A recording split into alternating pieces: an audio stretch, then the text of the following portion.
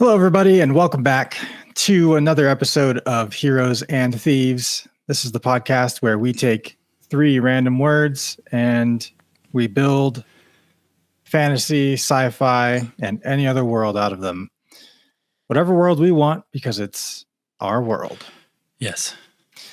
My name is Greg. My name is Michael. And I have to say something. Okay, again. Go for it. So every now and then I have to go to the bank to do some money exchanges of fairly large amounts for my wife's business. Okay. I'm talking like $500, $600. So it's a pretty good amount. Living large. Yes. Well, it's for the business. It's not like I'm rolling in dough. It's all for the business, but it's in order to stock cash registers. So she'll give me like, $500 and $100 bills. So this business is giving someone not associated with the business. You're not an employee. Correct. You have no business doing this. Correct. They're giving you money to go to the bank in behalf of the business. Correct. Okay. And the best part is that I go, like today, I'm wearing sweat shorts and a t-shirt, just some casual old shoes. Yeah. And I go in there with five $100 bills, right? $500.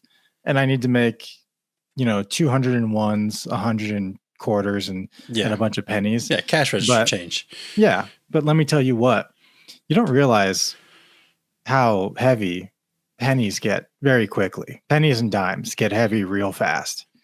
Okay. And so she'll ask for my wife will send me a text and say, give me, $25 in pennies. I'm just like, no, I don't want to do that.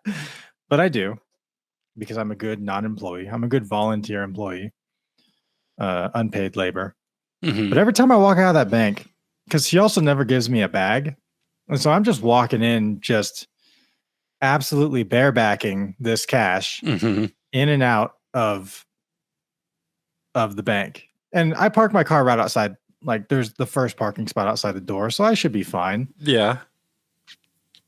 But I get scared every time because I'm walking out with so many coins and usually like $300 in ones. So it looks like I'm really stacked. You got a lot of dollar bills.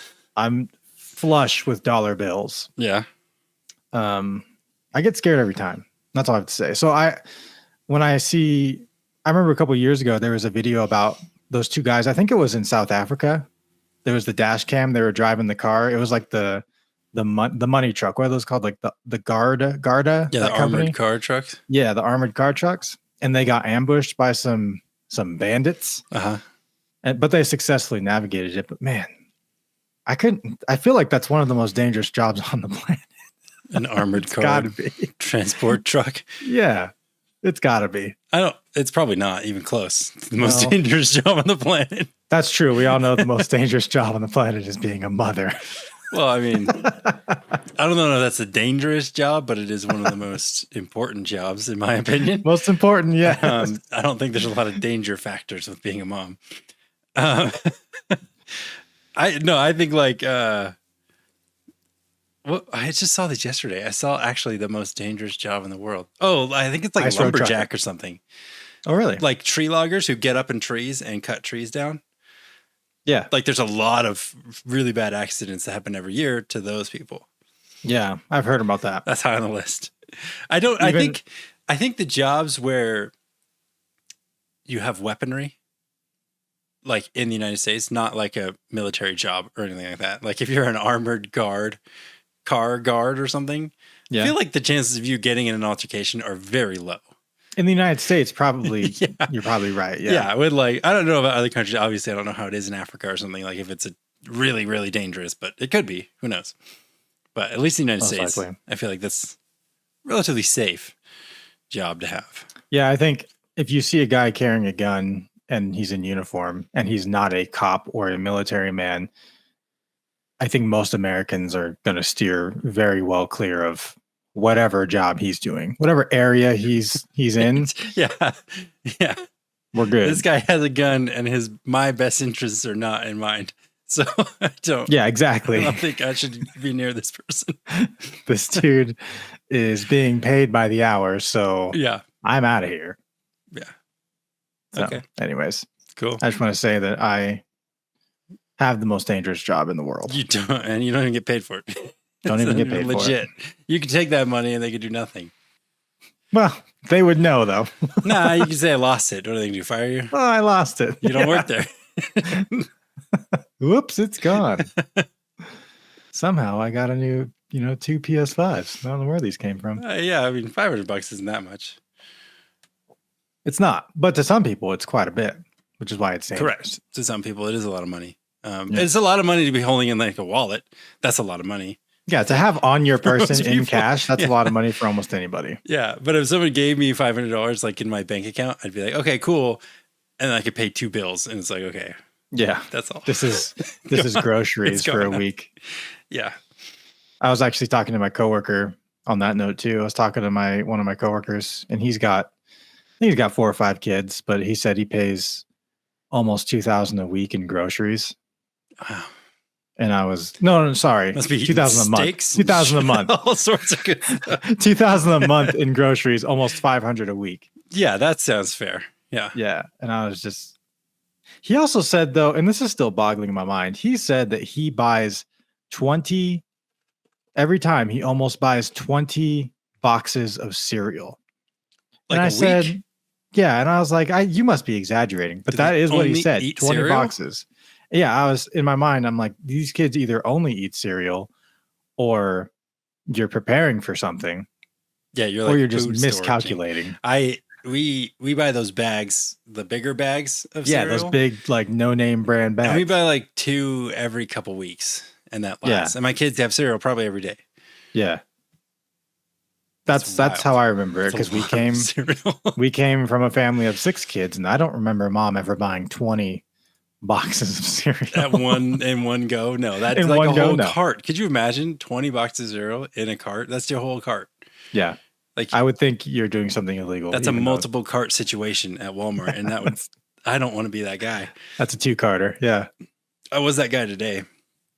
But 2 carts? Well, because I bought 6 lilac plants. So I needed another cart. There's our big. That's fair. That's fair. I wasn't buying 20 boxes of cereal. That's a one-time ordeal, buying plants. Yeah, like I don't do it weekly. It's once a year. Yeah. Yeah, I think maybe he was being a little exaggerative, but yes, it still stuck with me. Selling the joys of parenting very well. Yeah, maybe that's what he was trying to do. Let's encourage us not to have kids, but that's not, I don't know. Anyways, on to the words at hand. It's my turn. Yep. And if we've already used these words, please stop me, because these words I had written down last week because I thought last week was my turn, but it wasn't. So let's see if these are the words that I'm thinking of. Okay. Or the fresh words that I have. Fresh words. Hit me with the fresh word. Fresh word number 1 is beach. Beach? I don't think we've ever used beach. Let me just cross-reference. Nope, we have not. Beach. Then I have the correct. Yeah, go ahead and Control F that. I did. I Control F'd my spreadsheet. Good. We don't have beach in there. Cool. Beach. I haven't gone to a beach in a long time. Just saying. Yeah. We are landlocked. It's been a while, pretty landlocked. It's been a couple years for me. What do we do with beach? You know what is cool? On beaches, there's those people who create the lightning strike glass figures. Have you seen those? Yes, I have. You heard of this? This is pretty cool. Yeah. Phenomenon. I don't know how they do it, but I've only seen like them pulling it out. But in the sand, I guess you could. I don't know if they put like a metal rod up in the beach, and then when the lightning hits the rod, it shoots through the sand underneath and disperses out. And it looks kind of like a tree, but all that sand, because it's getting hit by lightning, it all instantly melts and fuses together into glass, because that's what sand does. Mm-hmm. And they dig it out and they create these cool, it makes this cool like glass tree structure made by a lightning bolt. I feel like we've talked about that specifically before. Now that you're saying that, we have. But it wasn't the word beach, it was sand. We talked about that. It was the word sand, I think. And it was one of our very first episodes. It was. This was a long time ago. Yeah, we've had the same conversation. It was it was episode 7. I have it up right here. Episode 7. Wow, I remember, talking about that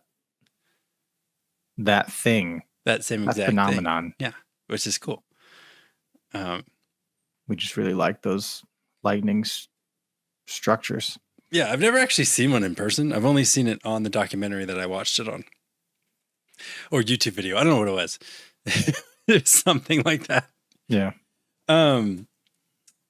Anyway, now that I'm not going to use that, even though it's cool. It is cool. Beach. I don't know. What do we do with beach? It's a beach world. Everybody's hanging out surfing. The whole world's a beach. It's just a surf environment. Oh, this is cool. Water world. The whole world, kind of like Water World, but the whole world is just water. The globe is all water. And then just along the equator in one band all the way around the world is like one piece of land. And it's maybe 2 miles across. In the middle, there's like structures and housing. And then there's beach on both sides. So it's just like a giant sandbar. Yeah. So there's trees and stuff in the middle.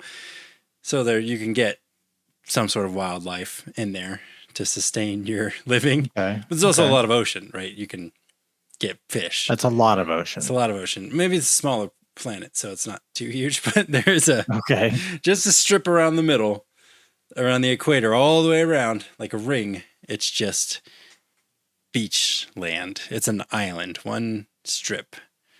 Okay. Beach town. So when you say it's probably a smaller planet, how much smaller are you thinking? Well, I don't know if it's actually way smaller, but just I don't know its planet sizes. A little smaller than Earth, maybe the size of the moon. Well, my only comparison was either Earth or King Kai's planet from Dragon Ball Z. It's not that small, no. Okay, then somewhere in the middle. I'm saying like moon size, where it would take a while to go around it. Maybe bigger. No, maybe Earth, because like let's just do Earth. Maybe half the size of Earth. Okay. Like it would still take years to walk around. If you were just to walk one direction, it'd take forever. Mm-hmm. It would take really, really long time to walk all the way around the Earth. And who knows if that's even possible. Maybe there's gaps in the land mass that makes it impossible. But it is the only place that ground and land formed was on the equator. So on the whole equator, there's land. Okay. But not very wide. So it's only like on both sides of the forest strip, there's beach. So it's mostly beach. Sandy beach town living. Yeah. Okay. All right. What do you think of that? That's all right. That's not bad. That's not a bad challenge for world building. So let me pause us right here. Okay. Press the pause button, not on the recording or the podcast, but just on our conversation. Okay. We're just pausing that beach scene. Got it. I've been thinking lately that in our earlier episodes, we did a lot of more like away from reality world building. I feel like in our more current ones, we've been more tied to like there's an Earth and there's planets, there's stars, there's water, there's land, there's creatures, there's people. Okay. Right. That's pretty typical of our world building because that's easier to do. Yeah. I've been thinking lately about how I want to get back to like weirdness of like weird stuff.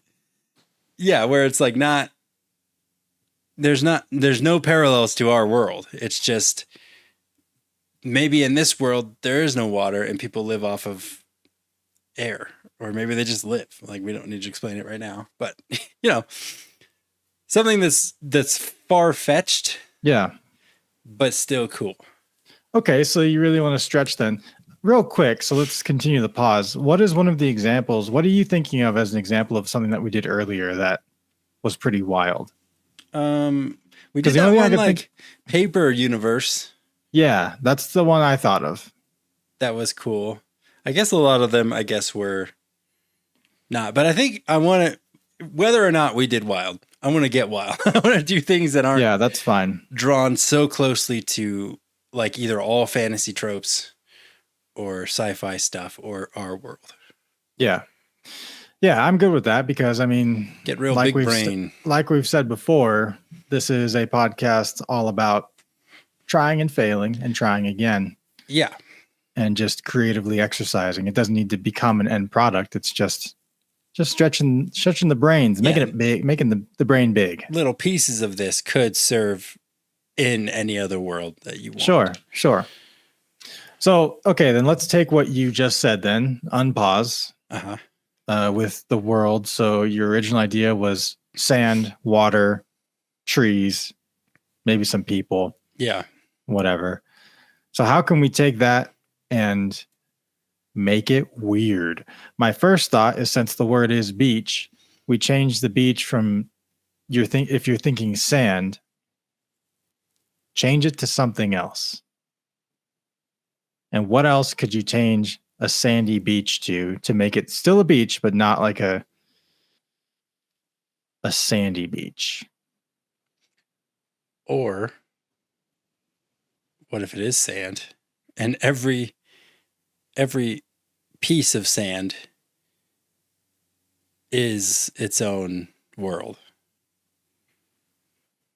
Okay, I was thinking something similar. I was trying to think of, like every piece of sand is a star somehow. Like instead of the stars in the night sky being up above us, they're somehow below us. They are the beach.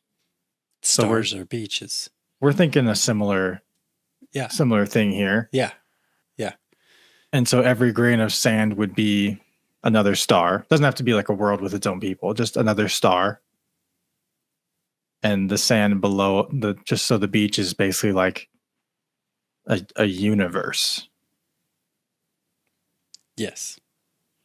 And so aesthetically, the way it looks, I think the idea of having it be like pitch black, but then dotted with, hundreds of millions and billions of little specks of bright white lighted sand. Yes. I think that's a pretty cool visual. Okay. So we're in pitch blackness. We're not on Earth. We're in pitch black. Sure. Yeah. We have a lot of dots of bright stars. That to us would look like a beach, but it's just stars laid out. Yeah. Okay. Now what? So now, what normally would be the water crashing onto the beach in waves? What would that be? That's the tide, it's the evil forces coming in to destroy all. The evil forces. That's what I thought of, like some sort of oppressing factor to take out the stars. Okay, how about this?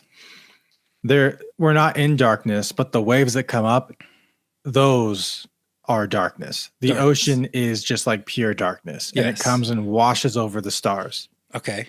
Every, 4 seconds, however waves come. But yeah, that is just pure blackness, just the blackness of outer space.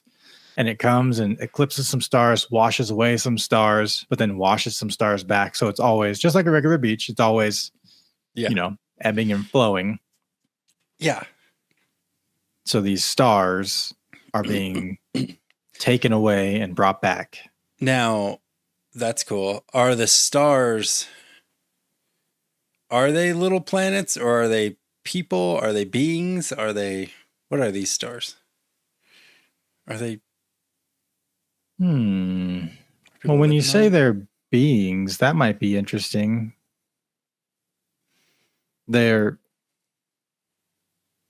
Maybe this is somehow, it's like a cycle of birth or something like that.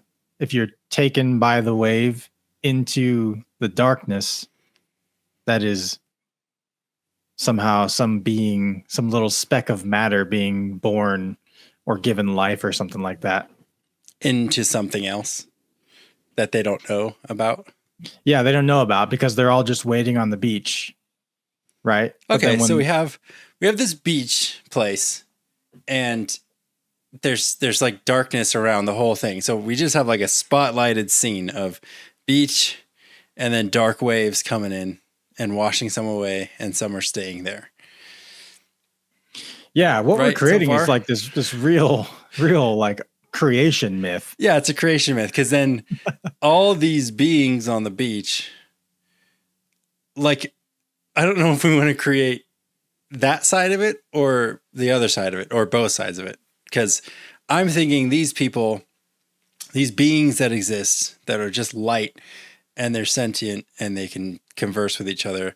The waves are coming. They see them as bad because they're pitch black and they can't see, and they're light. So the light is obviously good. The darkness is not good. Right. So the waves come in, take some away, and they're like fighting to stay together and not be swept away. Mm-hmm. But little do they know, when they do get swept away, they get launched into a new creation of some sort. Yeah, that's their opportunity for life and becoming an actual light somewhere else. Yeah, so there's like elder beings that are like preaching the word of stick together, hold on strong. We don't want to be swept out into the tide. But they're wrong. They do want to be swept out into the tide. Maybe, yeah. The elder ones being the ones that just never got swept away, or what? They're just or like at the top of the beach, being? right? So it's like they don't really get affected by the waves too much because they were there first, maybe. So they've lived the longest. The ones that are the newest forming on the bottom, they get swept away easily because they're small and they get taken into the new world. Yeah, the ones who are at the top are the ones who are already solidified and become like boulders or something. They're giant masses of light. Yeah, they can't really be easily moved. Right. But they're also blocking the beach, so they can't go any further up because they're sitting there. So all these other ones being born in, they're trying to hang on because they're telling them to, but they can't. There's no room, so they just get swept out. Yeah, their fate is inevitable as little pieces of sand, basically. Yeah. Yeah. So the elders are like, I don't know, like propagandizing almost. Yeah. Like it's an evil government. Yeah, maybe they gain something for having more stars together or more light beings together. I don't know. Interesting. Because we also haven't talked about what's beyond the beach, like on the land side. Yeah, do they know? Does that even matter? Or is this... Does it matter? I've always liked the idea of like the edge of creation, or like where land stops, where all things end, you know? Like one of my favorite examples was in the Narnia series, actually. Mm-hmm. Yes. I think it's in the 7th book, when near the end, when they're on that boat and they make it to the end. Yeah. And then I think it's the little mouse or something that goes on into the nothingness by himself because his journey was complete, or something along those lines. And I think since it was like a Christian representation, that was their idea of, you know, you've fulfilled your journey, now go to heaven or something. Yeah. But the imagery of that, just being on the water and floating out calmly and then reaching the end, I think that's awesome. That's cool. That is cool. So I don't mind the idea of our scene that we've built here, that being it. Like the beach that we are talking about, I guess going to the land side, going landward, doesn't matter. There's nothing there because the beach is the edge of creation, and the darkness is actually goodness, because that darkness brings light into the actual world, into the real world. Yeah, into the real world for things to be created and populated and formed. Yeah. Cool. We have a creation story. First time in one of our worlds, I think. We started with the creation story. I don't think we've ever done that. Yeah, that's interesting. Yeah. I just like the idea of its complete silence, complete darkness, except for these shining lights on the beach. Yeah, and there's nothing else. Nothing else. That's just, this is where creation starts. Yeah, you're just being formed. Who knows how? Well, we don't know how yet, but they're just forming on this beach, these little pebbles. Yeah. And they're being taken off. Yeah. Nice. That's cool.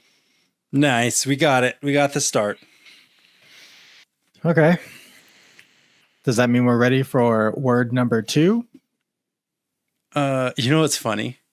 That just came in No, our I head. don't. Please tell me. Start that. Yeah. We just created a creation story of like somehow there's a creator making these pebbles, right? Like it has to be that way. They don't just form. Like in this world, I want to say there is a creator like dotting the beach with these stones, and he's like making these pebbles form. And then they get shifted off. And then what if on the other side of the veil or whatever you want to call it, once you get swept in, you actually get swept off of that beach and then onto another beach. And then you go from creation, the myth of creation, to the myth or story or thesis or hypothesis of evolution.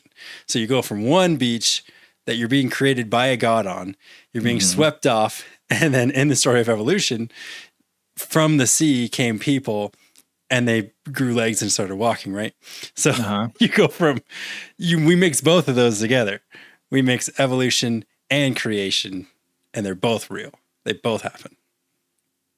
So you get swept off of creation beach, and you get born into the world, but onto another beach where other people are waiting to pull you out of the water, and you have now birthed into this world from the sea.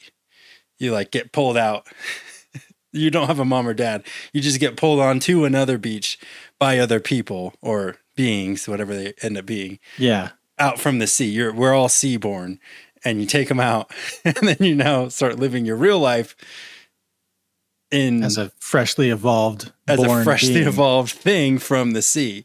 So the people who are born forget creation, right? When you were born, you don't remember. Yeah, and so all you know is evolution. Like I was evolved from the sea. Everybody is. We see it happen every day.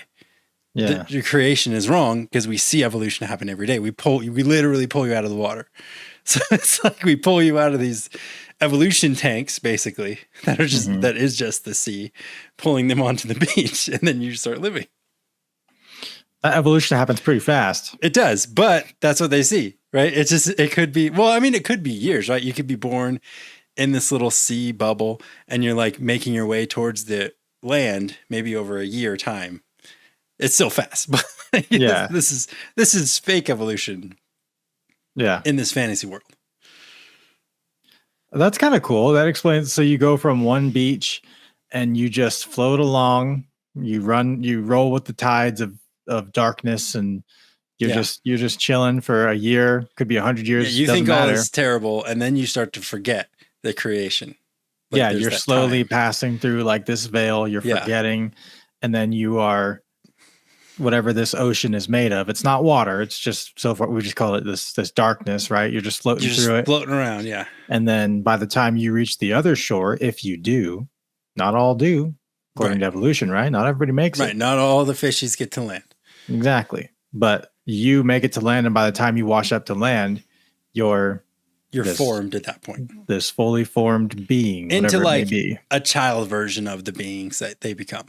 Yeah. And there's like and on the other side, we could easily implement, there's like a ritual, a rite of passage that happens. And these people on the other side are basically worshiping this sea of darkness because this is where they get their people from. Yeah, their life. But they cannot is afraid of it. The creation. Evolution loves it. So it's like these two battling sides. Yeah. It's kind of fun.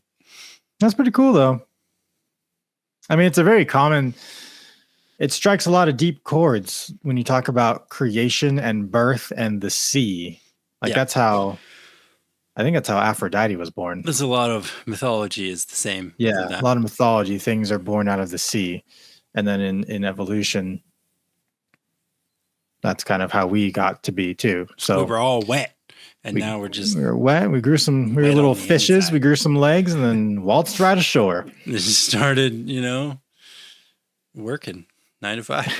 And then I'm paying taxes. And then taxes hit. And it's like, oh man. Let me go back swimming. Where did we go wrong? Can I devolve, please? Can I devolve? Yeah, you can. Just go get on 4chan. Just go argue with somebody on Reddit. Then you'll feel yourself devolving. I'm devolving. This is what I want to do. Back to my basic incel form. Become ungovernable. Do what I want.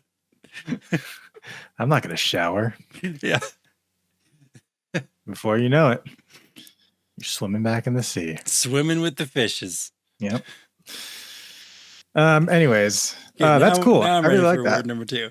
Yeah, I really like that. And let's since we're trying to really go off the beaten path here, these people that evolve, they're not, I don't want to say that they're humans yet. They're not humans right now. No. They're just the fully formed beings of whatever those beings are. Okay. Word number 2 is headphones. Headphones. Yeah. Those are specific. It is specific, but you know what how could I have seen this coming? You know what I found out in the recent years? Headphones cause cancer? Maybe. I don't know. The jury's still out on that. No. Headphones are used fairly often in schools now for kids who are sound sensitive.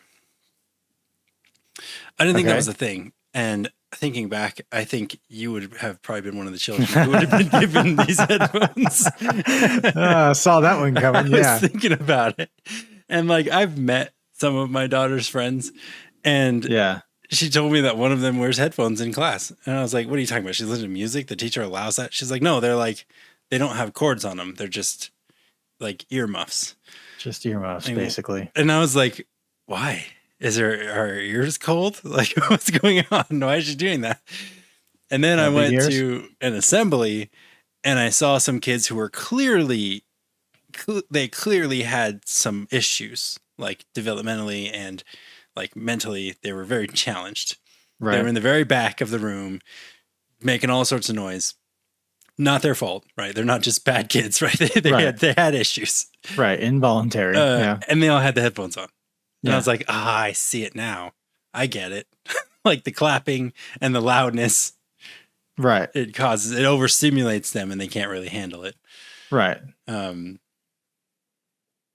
yeah. Growing up, like no one ever in our schools was given headphones. No. I think. Now, is that an evolution of science, or is that a devolution or de-evolution of us as people? Like what side is it on? Using headphones? Yeah. Or I don't know, because I feel like what we're talking about now is basically autism, right? Well, I think a lot, but not all of it is autism, right? A lot of it's, just kids who don't There's like probably sound. A lot of like my kid doesn't like loud sounds that have, my kid's probably autistic too, so I don't know about that. So I guess he falls into the bucket of kids needing headphones. Every time something happens, like if an alarm goes off, like even on my phone, and if it goes off for like more than 10 seconds, he will freak out and just totally lose it. Yeah. See, this is tough because I also will freak out, but I've grown up and I've managed to control it. And so I don't freak out loud, but like my wife, oh my gosh, my wife sets like 4 alarms. She's one of those people that sets an alarm for, 7, 7:10, 7:15. Yep. And that just, oh boy, that really pisses me off. That's different though.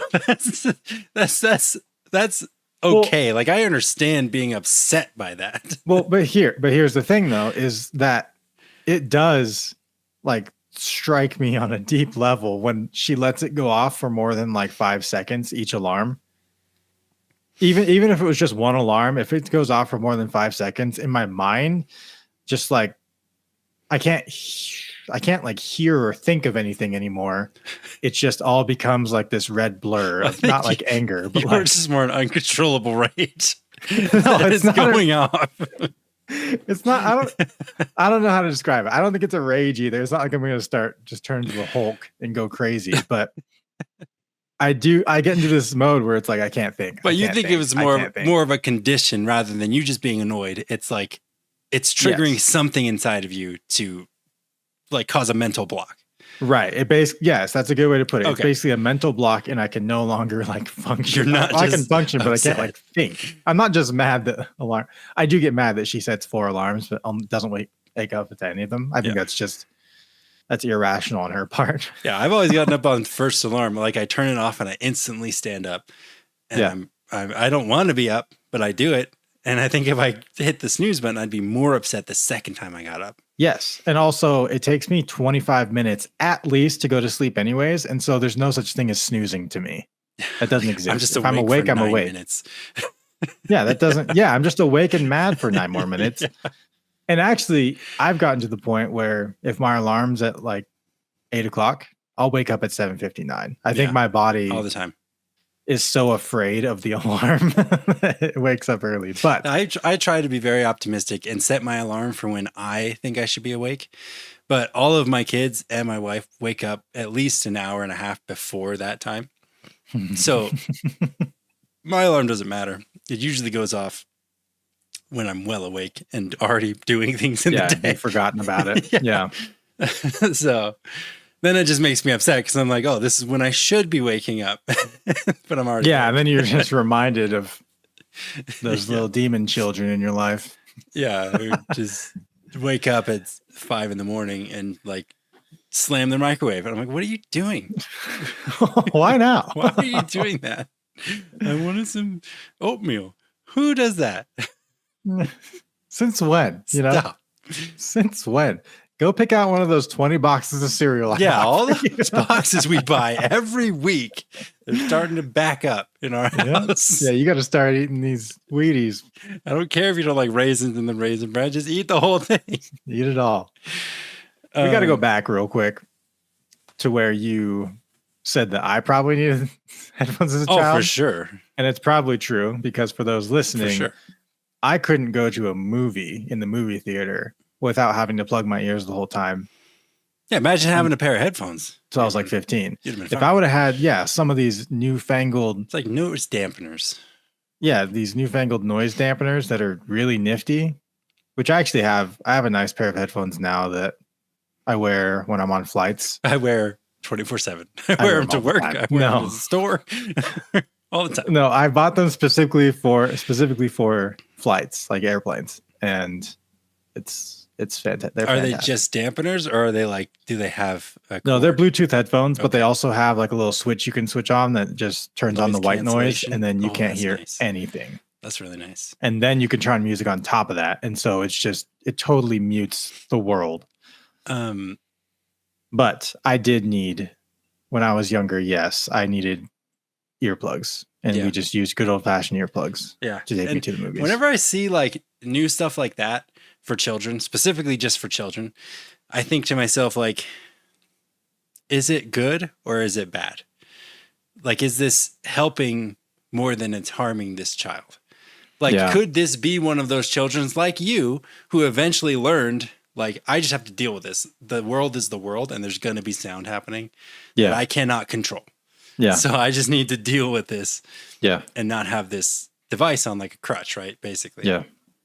I'm not saying that they're terrible and no one should use them, but I'm just saying, who knows? I agree to an extent too that some things are they a permanent fix or are they a Band-Aid? Because Band-Aids, because in the end also can enable some of these children as they grow up to be dependent on these crutches, and that's not good. Exactly. But there's also some kids who need them for their whole lives, and that's a different story. Yeah, that's different. Yeah, it's like a thing that they're prescribed forever.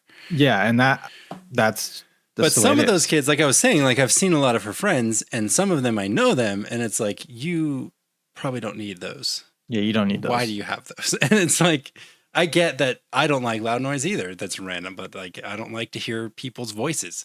Doesn't mean I'm going to put headphones on just to cancel them all out. Yeah, because then you're going to become dependent on that for your adult life, and that's not good. Yeah, and that's what I was thinking. Need them. Like, yeah. I'm a huge proponent of making my kids ready for the world that they cannot control.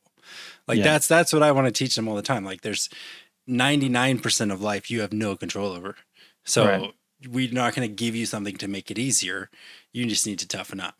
Yeah. So because there will come a point when you won't have access to this thing in whatever situation you're in. And then what are you going to do? Just turn off and freak out and check quit? This out. I had a huge, like, told you so moment last night.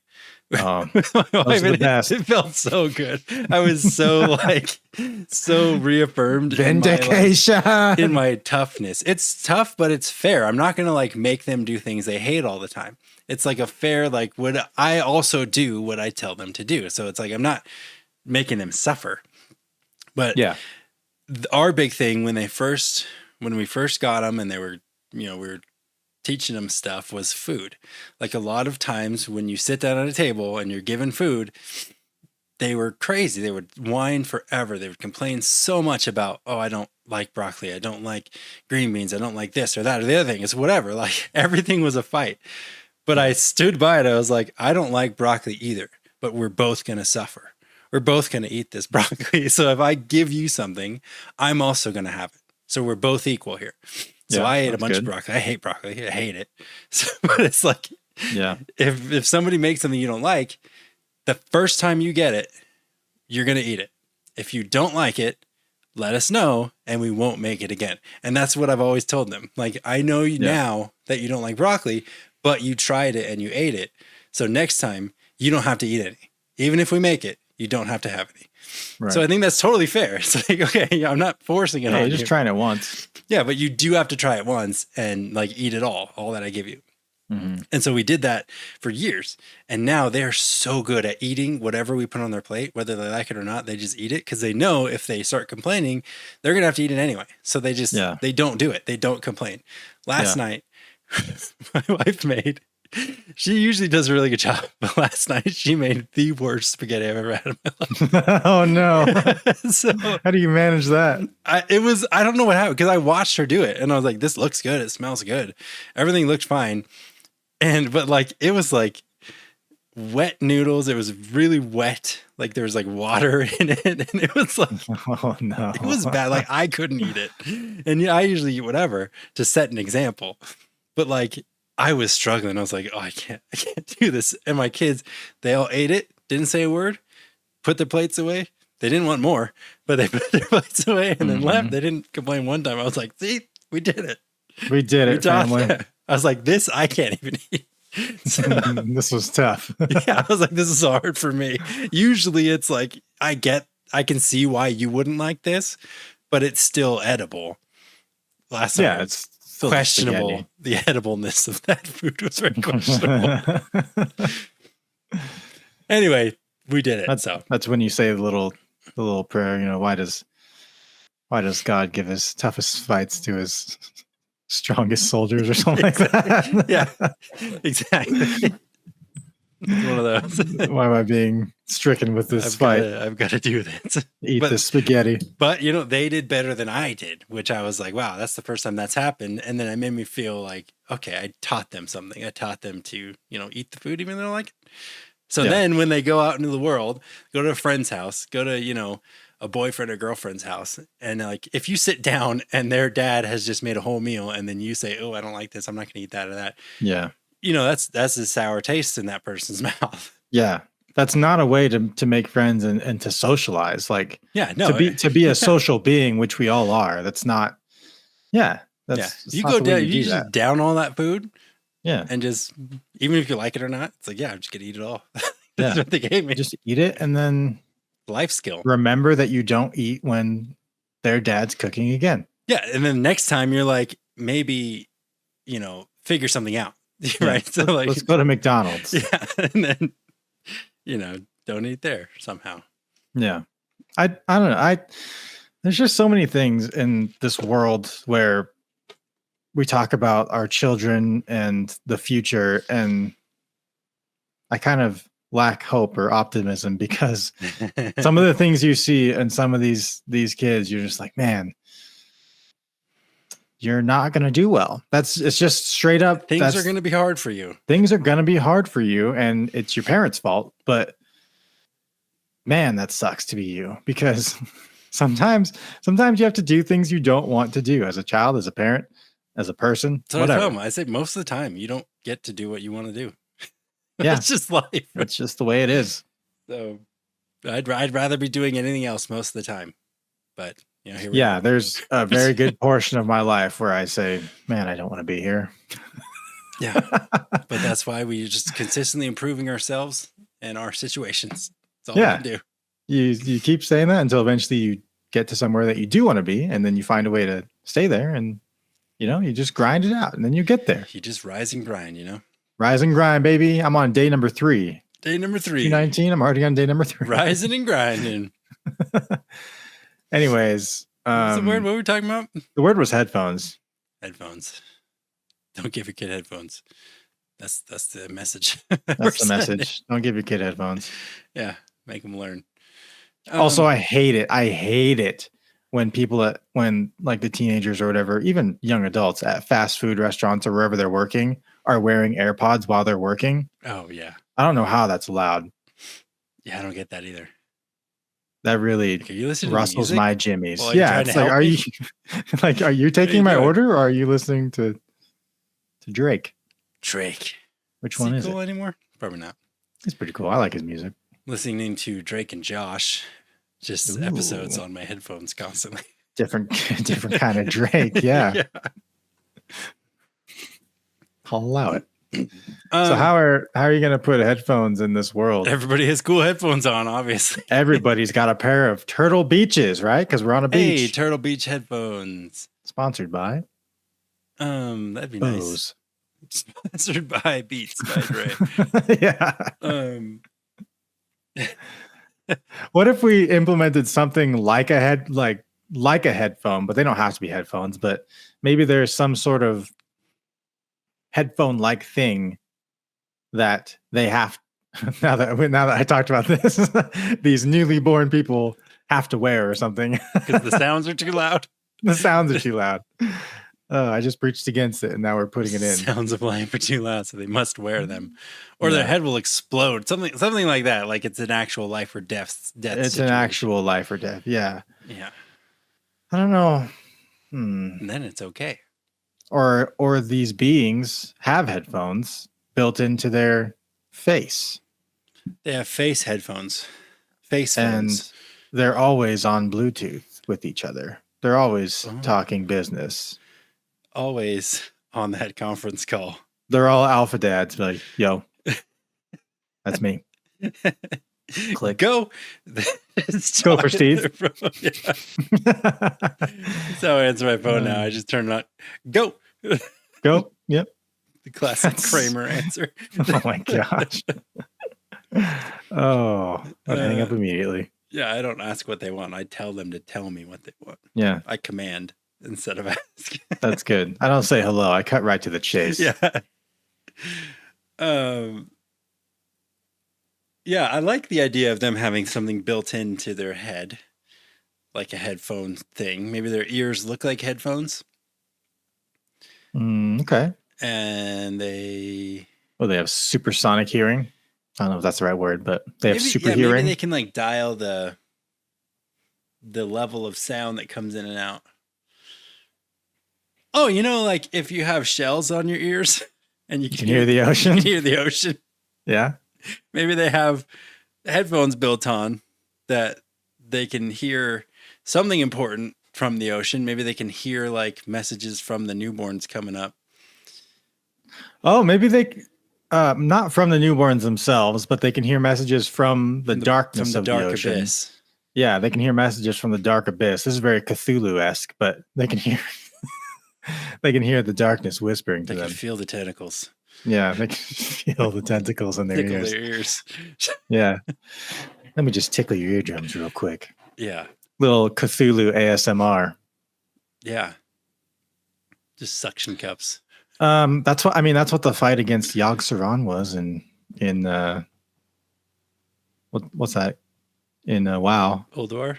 Ulduar, yeah. Tickling tentacles. He's whispering to you the first half of the fight. He's whispering to you, and he's like, just give in. You're only fighting tentacle monsters and tentacles. He's like, you know you want it. She's like, stop. Yeah. It's pretty interesting. Yeah. We server first did that. 10-man. Way back in the day. That's true. We are Go us. Cool. We are that cool. Yeah. 10-man server first. Was it Maeve? I think that was Maeve. That was a good time. Those are good times. Those were prime WoW days. Prime back WoW in history. Wrath of the Lich King. 2008. 2008. Yeah. Or 2009. Yeah. Good days. Sometime. Yeah. Anyways. Anyway. Yeah. So I like the idea. The headphones, they can attune them to the darkness, to the abyss. Yeah. Maybe like the elders or something. The ones who run the rituals can attune these seashell-esque headphones so they can hear when these baby deliveries are happening. I don't know what exactly it is. He's like, I got 2 coming in. Popped out, yeah. Yeah. It's like when somebody walks in the door, 5 guys, 3 on. Yeah. They're just shouting. 3 on? It's like, that's what happens every time. Yeah, he just shoots them out of a cannon into the beach. Yeah, and then they say that so they can prepare, stations or whatever it is for these newborns to be. They've got guys holding nets, like fishing nets, like trying to get to the right spot to catch these babies. Yeah, that's hey, good. Maybe it's a rough life. It's a rough time. It's not an easy world to live on. Firing them out of cannons from the abyss. Yeah, we can workshop how they exit out of the womb of this ocean. Right. We can workshop that, but I like the idea of the headphones being attuned to the darkness of whatever that is. Now, to me, it sounds more of like a fast food worker who has headphones on in the drive-thru. You're like, they hear everything going on. The line, the head chef. Yeah. Okay. We can tune down the intensity to where it would be something more cryptic. And more like only the important people can hear it. Yeah, like only like the elder or whatever can. There's an elder who hears the sound. Maybe there's a ritual to make these shells magical in some way, and only one person can be attuned to them, and they have to be attuned for the rest of their life. So they're like they're in it for life. And then maybe after like 20 years, they go crazy because they're hearing the voice of the darkness too long. Yeah, something like that. Yeah, that's good. Yeah, the more you hear it, the more insanity you gain. Yeah, then you go crazy. And then you lose yourself to madness. Yeah, surrender. They call you a shadow priest. Yeah, and then you die. And you die. But you died on top, baby. But you died on top. You died number 1. Argue that. Also good times. Let's go to word number 3. Yeah. Word number 3 is allocate. Allocate. Yes. Hello, Kate. Yeah, not like saying hello to Kate. I just had to get that out of my system one time. Pirate accent. Yeah. That's all I heard when you said that. Well, no, when you said it, that's what I heard. Allocate. That's the first thing that entered my mind. Hello, Kate. Hello, Kate. No, actually, the first thing that entered my mind was my character's name from EverQuest, Allowen. Allowen, yeah. And then immediately after was allocate in some some language I don't know. You're RPing as Pirates of the Caribbean. It's one of the guys on the beach. That's what they say. Kate is the name of a newborn child. Like kid is the name of a baby calf. Or is that right? Yeah, I think it is. Yeah. Okay, so we got little Kates coming in. Kate is just a baby in this universe. And they say, hello, Kate. And they hello, Kate. They have these like Cockney accents. Oh. For no reason. Okay, that's fair. And then they proceed to allocate the child to the new pod or whatever family structure that they assign them to. Okay. Right? That makes sense. It makes sense. It all works out. It all works out just fine. Yeah, actually, the part of this that does work is the second part where they allocate the new people, because you don't have a family, right? Do we have family structures in this world? Is there a sense of Probably. that? There's got to be. In every Right? Like you need to be society raised by of somebody. intelligent beings has to have some sort of unit. Is that true? Yes. Any society doesn't matter what kind, what species, it doesn't matter. They all have a family of some definition. Okay. Fact. Bank on it. Period. If that's true, then they need to be assigned a family unit, whatever that looks like. It would just be like a person, like one mentor, or is it mom and dad? Like, is there relationships? If they're not having their own children, there's not really a point to be family-tized other than to be assigned children. I think it would be more of maybe like an industry type of thing. You're assigned like a trade school. Yeah. You get a mentor. And so maybe like your family is other woodworkers or and whatever. There's multiple children. You'd have brothers and sisters, but they're really just other kids assigned to the same mentor that all get taught something. Right. Like you all learn school. Yeah, you all learn whatever. Yeah, there's the elders in your trade. So and then, you get shot out of the Cthulhu cannon, out of the abyss. They have these large nets. They catch you. They catch you, yep. And they say, hello, Kate. Hello, Kate. They look at you, maybe do some tests to see what your proficiencies are in, and then assign you to somebody. Yeah. Yeah. Maybe the tests or the assigning is done by the guy with the headphones. Maybe that makes more sense. The guy with the headphones is like the tower operator at an airport. He's like, all right, you go here, you go there. Well, no, I'm saying when all the babies come in for that day or whatever, then they go to him in this ritual. He's sitting there. He's like, this one is a... Oh, and he can sense from the old gods or whatever they are. Yeah, he gets the whispers from the void. Like, this one's a paper crafter. This one's good at math. A good mathematician. Accountant. I don't know. Yeah. Okay. Whatever jobs these people have, we have not the time to discuss that, but... Right. We don't have again, there's got to be some sort of industry here on whatever this world is, and we don't know that they get shipped off to these somewhat humanoid type things. Yeah, that some of them have headphones in their heads, or maybe they all do, but only one of them can divine what the skills of these things are. Yeah, maybe it's the oldest one because they've become most attuned to the voice of creation. To the abyss. Yeah. Okay. So the big mystery here is, what is this ocean of darkness that we talked about that is basically facilitating all life? That thing is the mover and the shaker of everything in this world we've built. We don't need to answer that, but that would be something cool to dive more into later on. Yeah, that is cool. What is that? Is that ocean God, or is the beach of creation that we talked about at the beginning, is that God, or is something beyond that beach God? Yeah, or they think, like I was saying in the beginning, there's no gods. It's just... they think all they know is the Cthulhu canon. Yeah, and maybe the elder is just like, I'm getting these thoughts because I am so smart.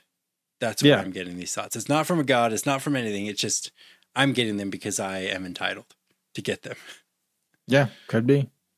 And evolution is the only way we know, because we see them coming from the canon. Yeah. So that would be funny too, if this was like later on down the line, if they go into a real world and they're maybe in this real world of humans or whatever else, they are a different species, but they're a species that are very technically sound, right? Like these people are experts at whatever, but they're also like these these real fedora wearing atheists. Right. But then the plot twist at the end is these people are all atheists, but turns out they have the most religious background of all, right? Because they come directly from a god or something. Yeah, it's like a god canon.